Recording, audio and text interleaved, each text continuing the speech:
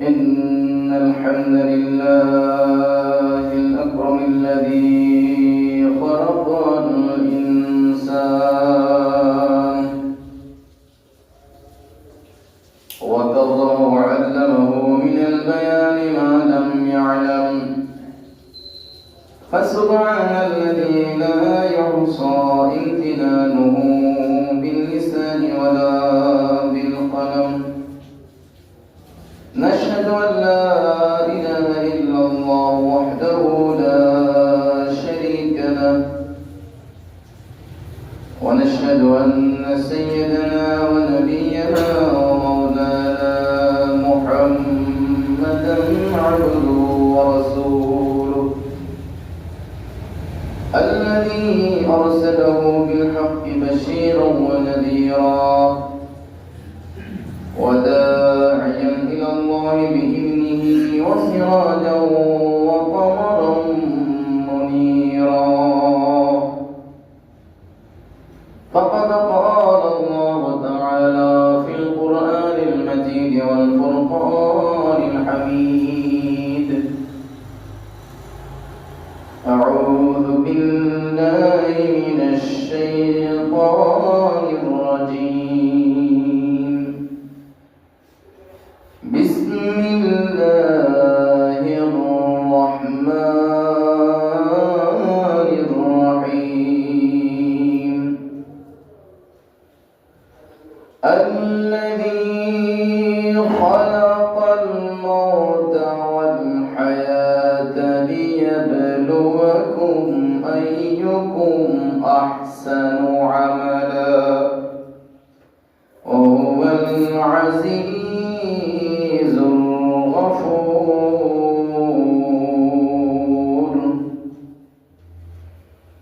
صدق الله العلي العظيم، وصدق رسوله النبي الحبيب الكريم. أيضا قال تعالى في شان حبيبه: آمنا ومخبرا إن الله وملائكته يصلون على النبي يا أيها الذين آمنوا صلوا عليه وسلموا تسليما. صلى الله على محمد وآله وأصحابه.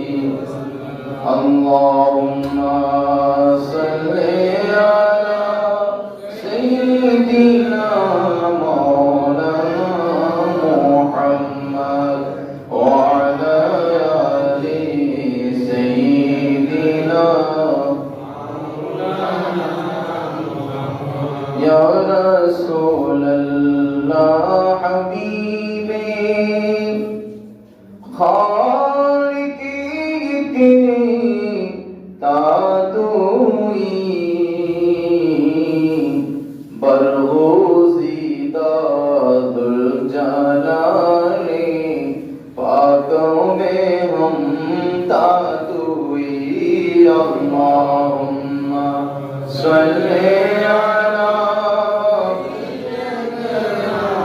مولانا محمد وعلى آل سيدنا. بیان ہوں کس زبان سے مرتبہ صدیق اکبر کا. بیان ہوں کس زبان سے مرتبہ صدیق اکبر کا. ہے یار غار محبوب خدا صدیق اکبر کا. ہے یار غار محبوب خدا صدیق اکبر کا. رسول اور انبیاء کے بعد جو अफजल है आलम से रसूल और अंबिया के बाद जो अफजल है आलम से ये आलम में है किसका मर्तबा सिद्दीक़ अकबर का ये आलम में है किसका मर्तबा सिद्दीक़ अकबर का है यारे गार महबूबे खुदा सिद्दीक़ अकबर का गदा सिद्दीक़ अकबर का खुदा से फजल पाता है गदा सिद्दीक़ अकबर का खुदा से फजल पाता है खुदा के फजल से मैं हो गदा सिद्दीक़ अकबर का खुदा के फजल से मैं हो गदा सिद्दीक़ अकबर का है यारे गार महबूबे खुदा सिद्दीक़ अकबर का। उपस्थित ঐতিহ্যবাহী সাদেকনগর কেন্দ্রীয় জামে মসজিদ এলাকার সম্মানিত মুসলিম کرام परम শ্রদ্ধাভাজন মুরব্বিন আযম সমবয়সী যুবক ভাইয়েরা পর্দানশীন মুস্তরাত খাওয়াতিন আমার মা ও বোনেরা রব্বুল আলামিন আহকামুল হাকিমিন পরবর্তীকার আল্লাহ দরবারে অসংখ্য শুকরিয়া জ্ঞাপন করছি যে মহান আল্লাহ রব্বুল আলামিন আহকামুল হাকিমিন আমাদেরকে আজ মাহে জামাতুল ওকরার তৃতীয় জুমা আদায়ের উদ্দেশ্যে আল্লাহর ঘর জামে মসজিদে এসে হাজির হওয়ার তৌফিক দিয়েছেন সে আল্লাহর দরবারে প্রত্যেকে শুকরিয়া দান বলি আলহামদুলিল্লাহ। সাথে সাথে লক্ষ্য করি দরুদ সালাম রাসূলের কায়নাত ফখর মুজদাদ নূরুল মুজাসসাম শফিউল মুযনিবিন রাহমাতুল লিল আলামিন আকা মাওলা আহমদ মুজতবা মুহাম্মদ মুস্তাফা সাল্লাল্লাহু আলাইহি ওয়াসাল্লামের কদম পাকে সম্মানিত উপস্থিতি আপনারা অবগত আছেন এই মাস সাইয়েদনা হযরত সিদ্দিক আকবর রাদিয়াল্লাহু তাআলার ওয়াফাতের মাস তিনি 22 জামাদিউল উখরা বা জামাদিউস সানি দুনিয়া থেকে ইন্তেকাল করেছেন। রাসূল পাক সাল্লাল্লাহু আলাইহি ওয়াসাল্লাম 11 হিজরিতে দুনিয়া থেকে ইন্তেকাল করেছেন, পর্দা বিদায় নিয়েছেন। রাসূল পাক সাল্লাল্লাহু আলাইহি ওয়াসাল্লামের পরে 2 বছর 3 মাস 10 দিন কিংবা অনেকে বলেছেন 2 বছর 4 মাস উনি মুসলিম জাহানের আমিরুল মুমিনিন খলিফাতুর রাসূল খলিফাতুল মুমিনিন ইসলামী জাহানের প্রথম খলিফা হিসেবে দায়িত্ব পালন করেছেন। এরপরে ইনি 13 হিজরি সনের শেষের দিকে দুনিয়া থেকে ইন্তেকাল করেছেন জামাদিউস সানিতে। সেদিকে ইঙ্গিত রেখে আমি আপনাদের কাছে আজকের জুমার আলোচনা পেশ করার চেষ্টা করব। আল্লাহ পাক রব্বুল আলামিন হাকিমুল হাকিমিন আমাদেরকে আমল করার তৌফিক দান করুন, বলুন আমিন। আমি যে আয়াত কারিমা তিলাওয়াত করেছি ওই আয়াতের মধ্যে আল্লাহ রাব্বুল আলামিন হাকিমুল হাকিমিন ইরশাদ করেন বিসমিল্লাহির রহমানির রহিম الذي خلق الموت والحياة ليبلوكم أيكم أحسن عملا وهو العزيز الغفور। রব্বুল আলামিন হাকিমুল হাকিমিন الذي ওই রব যিনি খলাকাল মাউত মৃত্যু সৃষ্টি করেছেন, মরণকে সৃষ্টি করেছেন, ওয়াল হায়াতা এবং জীবনকে সৃষ্টি করেছেন।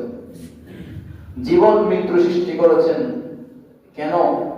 লিয়াবলুয়াকুম আইয়ুকুম আহসানু আমালা। আল্লাহ রাব্বুল আলামিন হাকিমুল হাকিমিন তোমাদের থেকে পরীক্ষা গ্রহণ করবেন যে তোমরা আল্লাহর বান্দাদের মধ্যে কারা কারা আহসান আমালা সৎ কাজ ভালো কাজ কারা করে, এটা আল্লাহ রাব্বুল আলামিন পরীক্ষা নেওয়ার জন্য। ওয়া হুয়াল আজিজুল গফুর, তিনি মহা পরাক্রমশালী, পরম করুণাময়, দয়ালু, ক্ষমাশীল। এই আয়াতের মধ্যে আমাদেরকে আল্লাহ ইঙ্গিত করেছেন দুইটা বিষয়। আমাদেরকে স্মরণ করাচ্ছেন যে আমি আল্লাহ তোমাদের জন্য যেমনিভাবে হায়াত জীবন তোমাদেরকে দিয়েছি, অনুরূপভাবে প্রত্যেকটা প্রাণী যাদেরকে আমি আল্লাহ প্রাণ দিয়েছি তাদের জন্য আবার মরণেরও সৃষ্টি করেছি। রব্বুল আলামিন বলেন الذي خلق الموت والحياة ليبلوكم أحسن عملا আমি আল্লাহ রাব্বুল আলামিন আকিমিন যত প্রাণী জগৎ আছে, মানুষ, গাছপালা, মাছ, পাহাড়ে পর্বতে, আমার যত প্রাণী আছে, যাদের মধ্যে আমি আল্লাহ প্রাণ দিয়েছি, কুল্লু নাফসিন যায়িকাতুল মউত, প্রত্যেকটা প্রাণীকে মৃত্যুর স্বাদ গ্রহণ করতে হবে, মৃত্যুবরণ করতে হবে। কারণ আমি আল্লাহ যাকে জীবন দিয়েছি, তার জীবন দেওয়ার আগেও আমি আল্লাহ জীবন মরণ একসাথে নির্ধারণ করে রেখেছি। সেজন্য আল্লাহ রাব্বুল আলামিন আমাদেরকে দুনিয়ার হায়াতে জিন্দেগীর কথা স্মরণ করে দিয়েছেন। হায়াতের কথার পাশাপাশি আল্লাহ আবার মওতের কথাও স্মরণ করে দিয়েছেন। কারণ অনেকে আছে দুনিয়াতে আসার পরে মরণের কথা ভুলে যায়, এমন আল্লাহর বান্দা আছে না নাই? এইজন্য আল্লাহ বলেন হায়াত ওয়াল, আল্লাহ আমি আল্লাহ মওত ওয়াল হায়াতা, হায়াত সৃষ্টি করলাম, মওত সৃষ্টি করলাম, কিন্তু বান্দাকে আমি আল্লাহ বলার সময় হায়াতের কথা কে বলি নাই। আল্লাযী খালাকাল মাউতা ওয়াল হায়াতা, বান্দাকে আমি আল্লাহ প্রথমে মরণের কথা স্মরণ করাই দিয়েছি। আমি আপনি দুনিয়াতে আসলাম, মায়ের গর্ভ থেকে দুনিয়াতে আসলাম। আল্লাহ রাব্বুল আলামিন আকামুল হাকিমিন কোরআন মাজিদের অন্য আয়াতের মধ্যে বলেছেন যে তোমরা দুনিয়াতে আসার আগে মায়ের গর্ভে ছিলা, মায়ের গর্ভে তোমাদের প্রাণ প্রথম থেকে তোমাদেরকে প্রাণ দেওয়া হয় নাই, তোমাদের জান প্রথম থেকে ছিল না। মায়ের গর্ভেও তোমরা 4 মাস পর্যন্ত 120 দিন তোমরা মরা অবস্থায় ছিলা, মৃত্যু ছিল, মরা। তোমরা মায়ের পেটে জীবিত ছিলে না। অনেকে দেখা যায়, অনেক আল্লাহর বান্দা আছে যারা মায়ের পেটে থাকা অবস্থায় দুনিয়া থেকে চলে গেছেন, মারা অবস্থায় বের হয়েছেন। আমি আল্লাহ মেহেরবানি করে 4 মাস পরে তোমার মধ্যে আমি আল্লাহ রূহ দিয়েছি, জান দিয়েছি। আলহামদুলিল্লাহ। আমি আল্লাহ তোমাদেরকে স্মরণ করাই দিতে চাই, তোমাদের অতীত ছিল মরা অবস্থায়, মায়ের পেটে 4 মাস তোমরা মরা ছিলা। 4 মাস পরে অর্থাৎ 120 দিন পরে আমি আল্লাহ রূহ দিলাম, জান দিলাম, তখন তোমরা জীবিত হয়েছো। তোমরা মায়ের পেট থেকে দুনিয়া এসেছো। আস্তে আস্তে করে দেখতে দেখতে 1 মাস, 2 মাস, 3 মাস, 6 মাস, 1 বছর, 2 বছর, 20 বছর, 25 বছর, 30 বছর, কারো 60 বছর, 70 বছর হায়াত হয়ে গিয়েছে। অনেকে অন্তরে এমন বদ্ধমূল ধারণা হয়ে যায়, মনে হয় আমি মারা যাব না, আমি তো মনে আরো অনেক দিন বাঁচবো। আল্লাহ বলেন না না না, আল্লাযী খালাকাল মাউতা, আমি আল্লাহ তোমাদেরকে স্মরণ করে দিতে চাই, আমি আল্লাহ সৃষ্টি করার সময় তোমাদের মওতকেও সৃষ্টি করে রেখেছি। মরণ সত্য। আমরা অনেকে মনে করি মনে হয় আমি আগামীকালকেও বাঁচবো, আমি মনে হয় আরো 10 বছর বাঁচবো। কত সুন্দর সবাই মিলে আমরা প্ল্যানিং করি, অনেক রকম সিদ্ধান্ত নেই, আগামী বছর পর করব, আগামী বছর ছেলেকে বিয়ে করাবো, এইভাবে বিভিন্ন প্ল্যানিং করি। আল্লাহ বলেন না না, আল্লাহ খালাকাল মউত, তোমার হায়াত জিন্দেগি অনির্দিষ্ট হলেও, তোমার হায়াত জিন্দেগি কতদিন বাঁচবে নির্দিষ্ট না হলেও, কিন্তু মরণ যে একদিন হবে সেটা নিশ্চিত, আল্লাহ আমি নিশ্চিত করে রেখেছি। পূর্বেকার দেখলে যখন অন্তরের মধ্যে বেশি অন্তর শক্ত হয়ে যাবে, আমার প্রিয় বিশ্বাসের মতো আমার উম্মত কুনতু নাহাইতুকুম আন জিয়ারাতিল কুবুর আলা ফাজরুহা, আমি নবী একটা সময় মক্কা শরীফে থাকার সময় কবর জিয়ারত করাকে মানা করেছিলাম। কেন করেছি? কারণ জাহিলি যুগের মানুষরা কবর পূজা করত, কবরের মধ্যে খাবার দাবার রেখে আসতো। যেভাবে আমার অনেক বিভিন্ন ধরনের মানুষ একটা মূর্তির সামনে বিভিন্ন খাবার দাবার রেখে আসেন, বিশ্বাস করে যে এটা ওরা খাবে।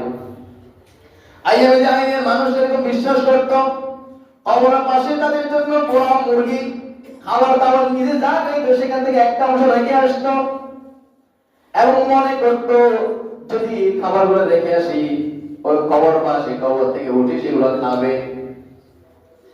আল্লাহ রাব্বুল আলামিন হাকিমের হুকুমে আমার নবী প্রথমে কবর জিয়ারত থেকে মানা করেছিলেন এই সিস্টেমটা বন্ধ করার জন্য, কিন্তু পরক্ষণে আমার নবী বললেন কুনতু নাহাইতুকুম আন জিয়ারাতিল কুবুর, আমি তোমাদেরকে মানা করেছিলাম, আমি নবী তোমাদেরকে নিষেধ করেছিলাম কবর জিয়ারত করার জন্য, আলা ফাজুরুহা, এখন ইসলাম পরিপূর্ণ হয়ে গিয়েছে, এখন থেকে কবর জিয়ারত করো।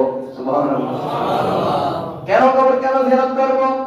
আমার নবী বলেন মানুষের অন্তর যখন শক্ত হয়ে যায়, পাষাণ হৃদয় হয়ে যায়, অন্তর যখন আল্লাহ থেকে বিমুখ হয়ে যায়, যখন দ্বীন ও ইসলামের কাজ ভালো লাগে না, নামাজ পড়তে ভালো লাগে না, রোজা রাখতে ভালো লাগে না, কোরআন তিলাওয়াত করতে ভালো লাগে না, আমার নবী বলেন তোমরা কবর জিয়ারত করো, বেশি বেশি কবর জিয়ারত করো, কারণ কবর জিয়ারত করলে মানুষের পাষাণ হৃদয় শান্তি হয়ে যায়।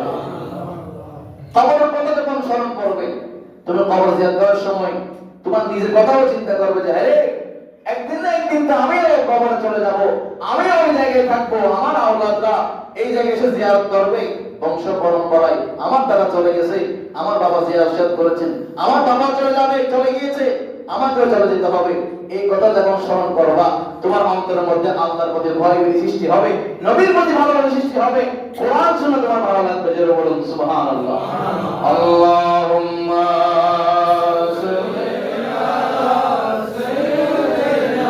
মাওলানা মুহাম্মদ ওয়া আলি সাইয়্যিদিনা মাওলানা মুহাম্মদ। মওত এবং হায়াত আল্লাহ সৃষ্টি করে কি বলছেন, কেন সৃষ্টি করলেন, এই কথা কেন স্মরণ করালেন বান্দাদেরকে? লিয়াবলুয়াকুম আইয়ুকুম আহসানু আমালা, আমি আল্লাহ তোমাদের থেকে পরীক্ষা নিব যে কে ভালো কাজ করে, কে মন্দ কাজ করে। পরীক্ষার হলের মধ্যে ভালো খারাপ বাছাই হয়। ইনদাল ইমতিহান ইকরামু রাজুলু আও ইউহান। ক্লাস টিচার শিক্ষক জানেন ক্লাসের মধ্যে কোন ছাত্র ভালো কোন ছাত্র খারাপ, চাইলে একজনকে ফার্স্ট বয় বানাতে পারেন, একজনকে লাস্ট বয় বানাতে পারেন, তিনি জানেন, কিন্তু পরীক্ষার মাধ্যমে সেটা নির্ধারণ করেন যাতে যারা পরীক্ষা দিচ্ছে তাদের মধ্যে কোনো সন্দেহ, কোনো ধরনের অসুবিধা না হয়। অন্তত আল্লাহ রাব্বুল আলামিন হাকিমিন জানেন কোন বান্দা জান্নাতি, কোন বান্দা জাহান্নামী, ভালো কাজ করবে খারাপ কাজ করবে, কিন্তু প্র্যাকটিক্যাল আল্লাহ রাব্বুল আলামিন পরীক্ষা নেওয়ার মাধ্যমে সেটাকে প্রমাণ করে দেন বান্দার সামনে। সুবহানাল্লাহ।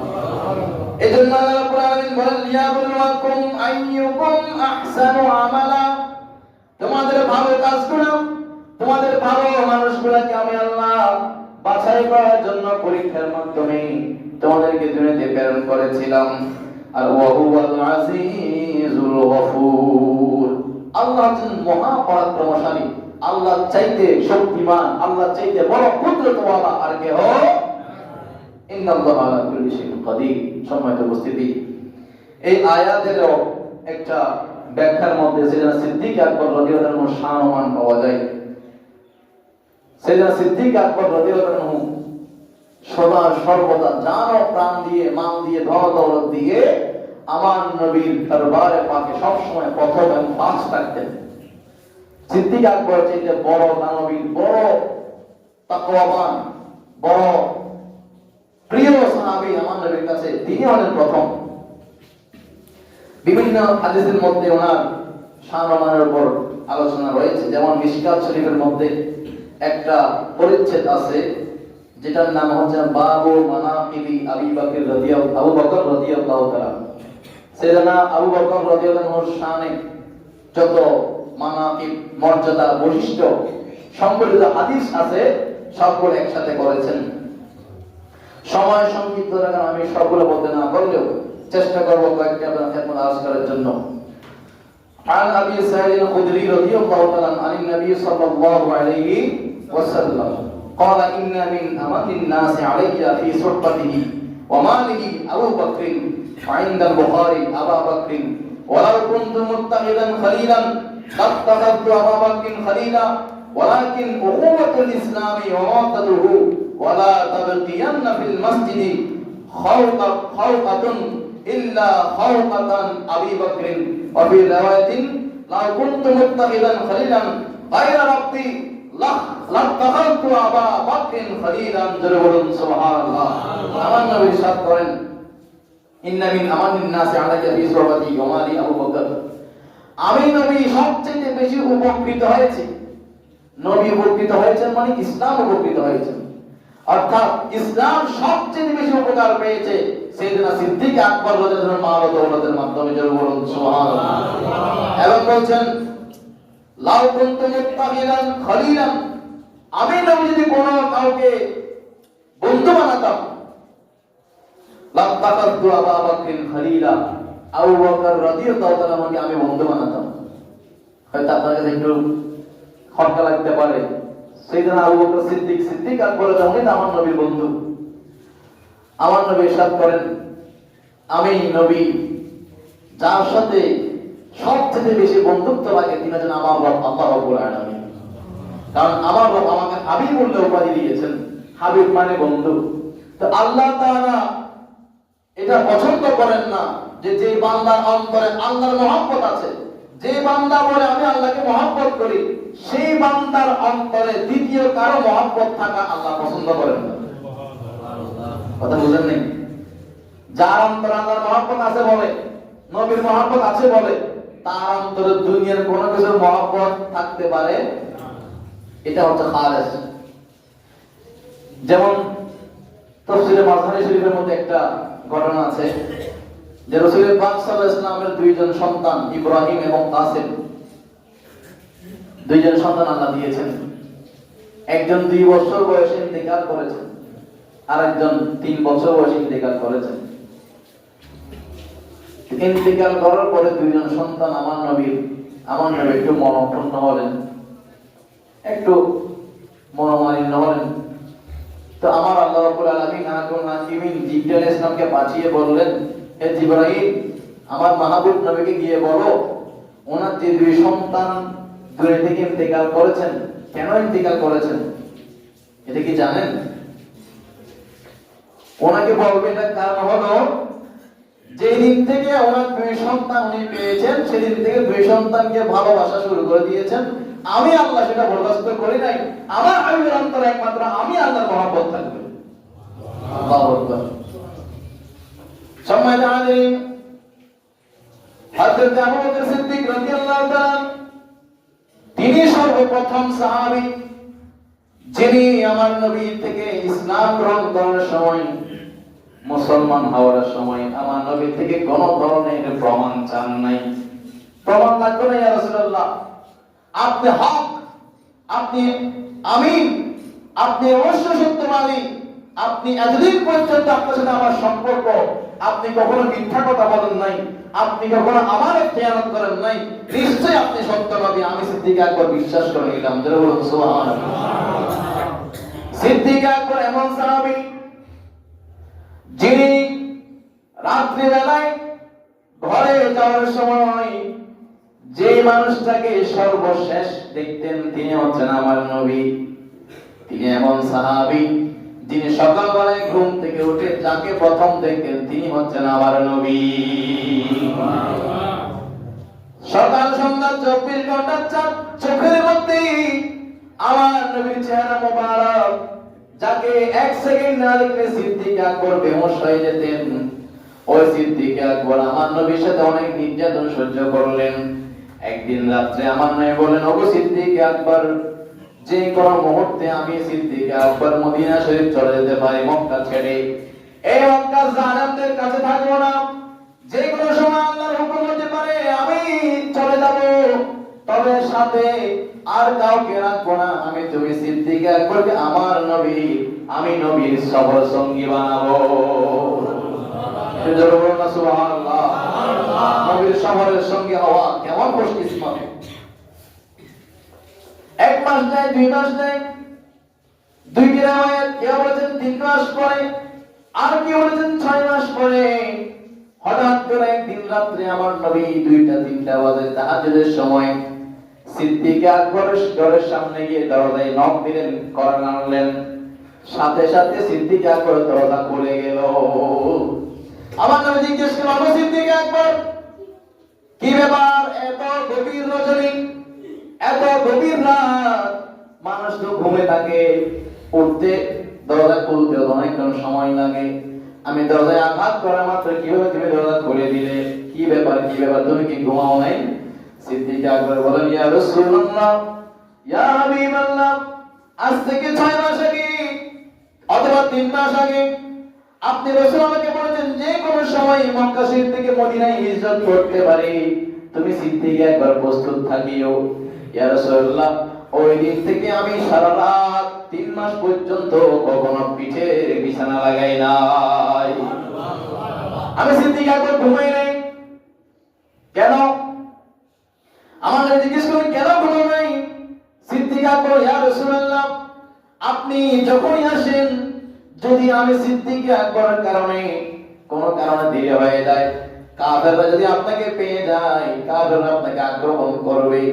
আর আমি সিদ্দিক আকবর জান থাকতে আপনি নবীকে আক্রমণ করবে, আমি সিদ্দিক আকবর সেটা বরদাস্ত করতে পারবো না। এই জন্য এশার নামাজ পড়ে আপনি নবীর পিছনে এশার নামাজ পড়ে আমি রাত্রে খাবার খেয়ে এই দরজার সাথে দাঁড়িয়ে থাকতাম। আমার সাথে বিছানার সাথে পিঠের সাথে সম্পর্ক ছিল না, আমার পিঠের সাথে আমার ঘরের দরজা লেগে থাকতো, দরজার সম্পর্ক ছিল। একদিন, 2 দিন, 1 মাস, 2 মাস নয়, 3 মাস কিংবা 6 মাস পর্যন্ত আমি ফজরের পর্যন্ত এশার নামাজ পড়ে এসে ফজর পর্যন্ত দরজার সামনে দাঁড়িয়ে থাকতাম। শুধু গ্রীষ্মকাল ছিল না, তখন শীতকাল, প্রচন্ড ঠান্ডা ছিল।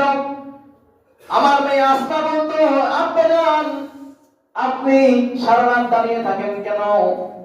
আপনি ঘুমিয়ে পড়েন, আপনি ঘুমিয়ে পড়েন, আমি দরজায় দাঁড়ায় থাকবো। কাফেরের ভয় হয় নাকি? মুশরিকরা এসে হয়তো ঘরের মধ্যে হামলা করবে, এই জন্য দাঁড়িয়েছেন নাকি? সিদ্দিক আকবর বলেন, হে আমার মেয়ে, ও আসমা শুনো, আমি কাফেরের ভয়ে দাঁড়িয়ে নাই, মুশরিকরা ঘরে হামলা করবে সেজন্য দাঁড়িয়ে নাই। আমার রাহমাতুল লিল আলামিন নবী কখন জানি আমার ঘরের সামনে এসে দাঁড়িয়ে থাকে, আমার নবীর কষ্ট হবে বিধায় আমি দরজার সামনে সব সময় প্রস্তুত আছি। আমার নবী নিয়ে চললেন, 2টা মোট নিয়ে যাচ্ছেন। চলতে চলতে সন্ধ্যা হয়ে গেল। স্বাভাবিকভাবে মক্কা শরীফ থেকে মদিনা শরীফ যদি এই সোজা হয়, সিদ্দিক আকবর রাদিয়াল্লাহু তাআলা উনি বলেন, ইয়া রাসূলুল্লাহ, কাফেররা তো আমাদেরকে খুঁজতেছে, আমরা যদি সোজা পথে যাই কাফেররা আমাদেরকে পেয়ে যাবে। তো সিদ্দিক আকবর রাদিয়াল্লাহু পরামর্শ, ইয়া রাসূলুল্লাহ, আমরা একটু কৌশল অবলম্বন করি। কি কৌশল? আমরা সোজা পথে না গিয়ে একটু পিছনের দিকে যাই, উল্টা পথে গিয়ে তারপরে আমরা মদিনা শরীফের পথে যাব, যাতে কাফেররা আমাদের কৌশলের মধ্যে ধরাশায়ী হয়ে তারা উল্টা চলে যায়। সেটা আমল করলেন। যাওয়ার সময় মক্কা শরীফ থেকে 5 কিলোমিটার কিংবা 6 কিলোমিটার দূরে হবে, ট্যাক্সিতে করে 20 রিয়াল নেই। এই 5-6 কিলোমিটার পরে একটা পাহাড় আছে যেটাকে জাবালে সাউর বলা হয়, প্রায় 3,500 ফিট। একজন যুবক, আমাদের বয়সী যুবককে উঠতে 1.5 ঘন্টা সময় লাগে। আস্তে আস্তে উঠলে 1.5 ঘন্টা, একটু স্পিডে 1 ঘন্টা। এই 3,000 ফিট উপরে পাহাড়ের মধ্যে উঠলেন।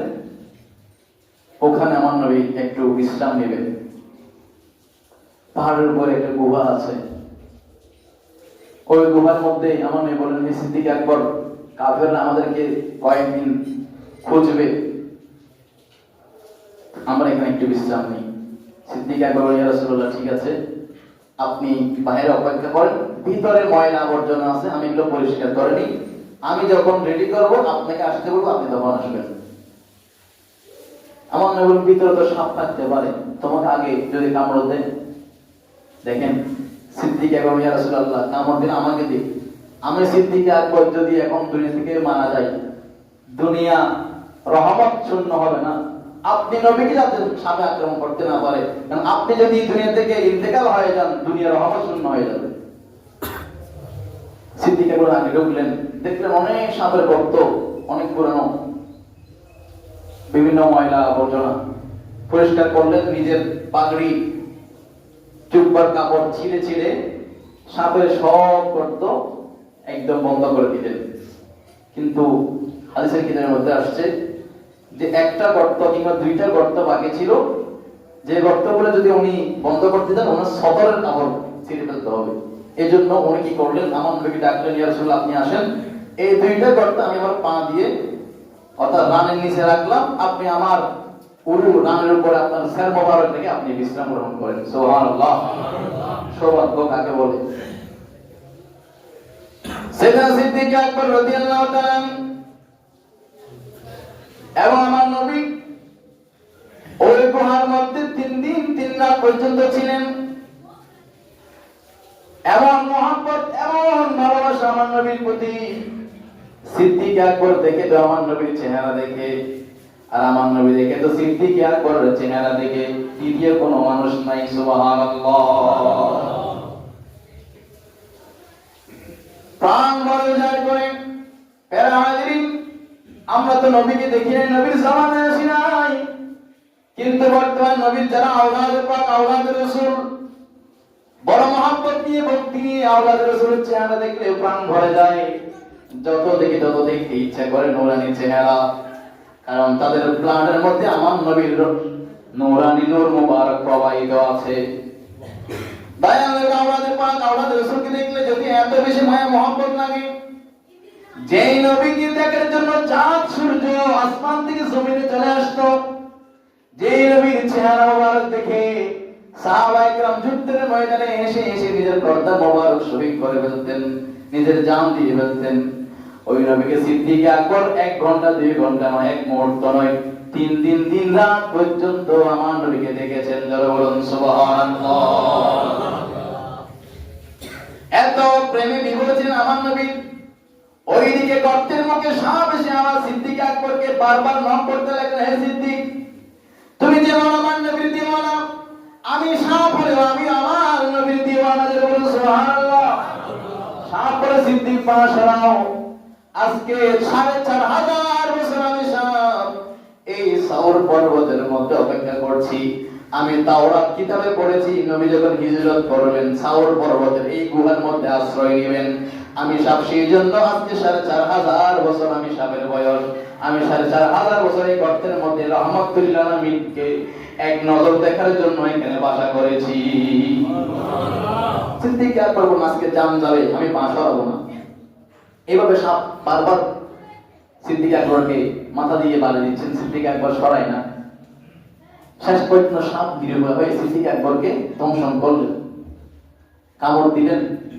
সিদ্দিক আকবর রাদিয়াল্লাহু তাআলা তার বড় পা সরায় না, কারণ তিনি খেয়াল নাই, উনি তো আমার নবীর দিদারে ব্যস্ত।